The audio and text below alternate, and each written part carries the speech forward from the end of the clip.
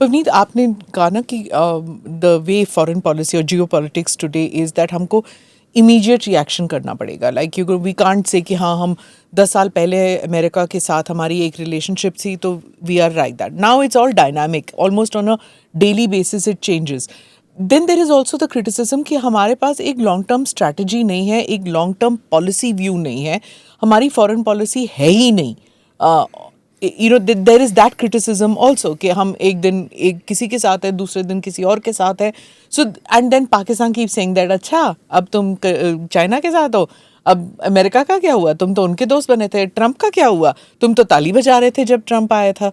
So, this kind of criticism emanating from different parts of the world and from our own country, that we don't have a long-term strategy at all. नहीं, there are two things here. One is about having a long-term strategy and one is having a document about it. India की अगर आप foreign policy का evolution 1947 से देखो, हमने कभी भी किसी फॉरेन पॉलिसी इनिशिएटिव में डॉक्यूमेंटेशन पे फोकस नहीं किया.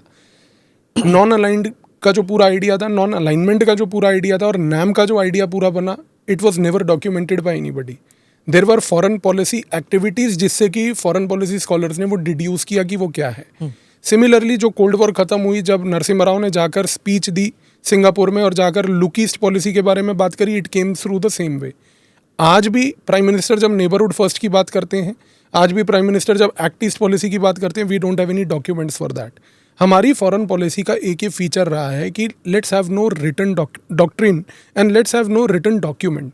उसका एक रीजन ये है कि रिटन डॉक्ट्रिन एंड डॉक्यूमेंट से आपके चॉइसेस लिमिट हो जाते हैं, डायडैक्टिक हो जाता है. बिल्कुल डायडैक्टिक हो जाता है. ये चीज़ सबसे ज़्यादा उठी थी आज से 2 साल पहले, जब पाकिस्तान ने अपनी नेशनल सिक्योरिटी पॉलिसी निकाली थी.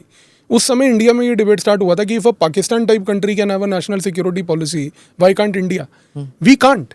Pakistan sole focus is India. So their sole priority is कि मेरे को इंडिया को कैसे टैकल करना है, उसकी स्ट्रैटेजी लिख लो. हमारे को पाकिस्तान को भी टैकल करना है, चाइना को भी टैकल करना है, इंडियन ओशन में भी गेम खेलना है. हमारे पास ईस्टर्न साइड पे नेबर्स भी हैं, बांग्लादेश जैसे, म्यांमार जैसा.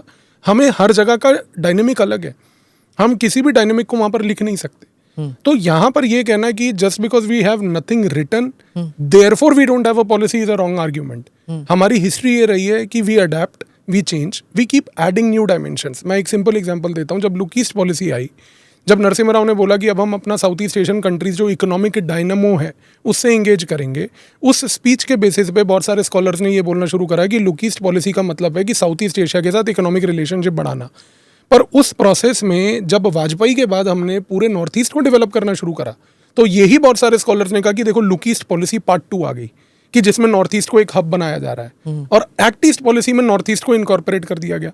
एक्ट ईस्ट पॉलिसी में अब हमने ये बोला कि हम जो है मिलिट्री ट्रेनिंग भी करेंगे, सिक्योरिटी प्रोवाइड भी करेंगे. तो इस तरीके से वो डायमेंशन ऐड हो गए. तो यहाँ पर रिटर्न ना रखने के बजाय ये मतलब नहीं है कि हमारे पास कुछ भी नहीं है, बल्कि रिटर्न ना रखने के बजाय ये फायदा जरूर है कि हम अपने हिसाब से एक डायमेंशन जब चाहे ऐड कर सकते हैं, जब चाहे हटा सकते हैं. नमस्ते, जय Hind. You're watching ANI podcast with Smita Prakash. अगर हम उसको मस्जिद कहेंगे तो फिर विवाद होगा.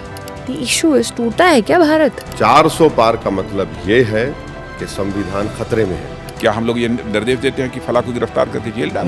वही तो कह रहे हैं सब. ये बेबुनियाद निराधार आरोप. सच्चा सुनना चाहो देखो स्मिता प्रकाश ANI. It does not lie.